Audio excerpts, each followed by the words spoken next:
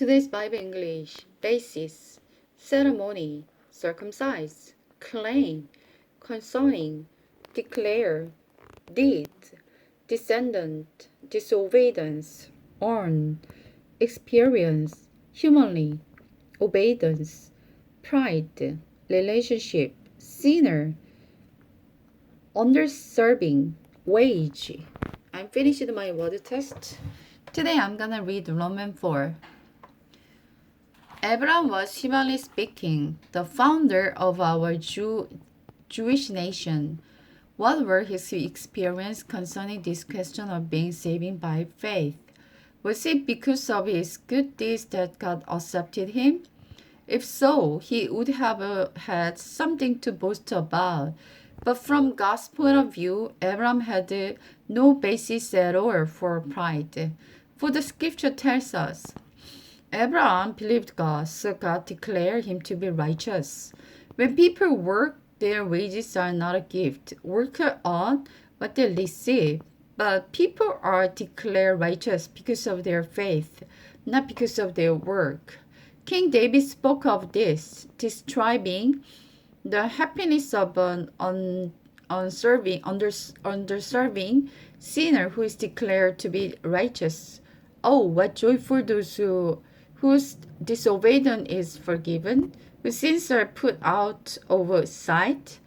Yes, that what joy for those whose sin is no longer counted against them by the Lord. Now then, it is blessed one for the Jew, or is for Gentiles too. Well, what about Abraham?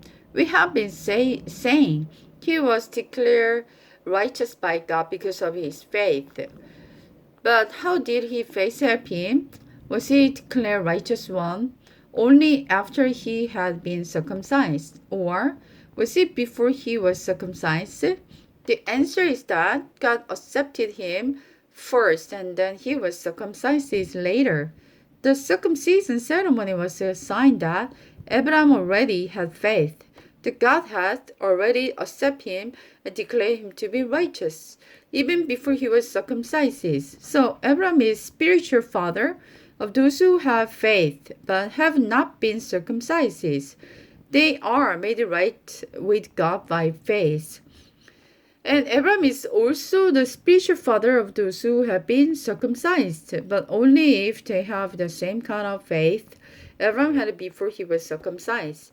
It is clear that God's promise to give the whole earth to Abraham and his descendant was not based on obedience to God's law, but on the new relationship with God that come by faith. So if you claim that God's promise is for those who obey God's law and think they are good enough in God's sight, then you are saying that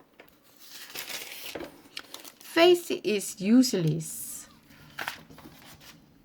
While I am reading just one page of the scripture, I believe the faith is the most important among believers' life. Even if we are a good person and we did a very good behavior and donated many money to the poor and needy, but that's not everything. Without faith, there's nothing. Even if we do many great things. So faith is the first step to believe in God.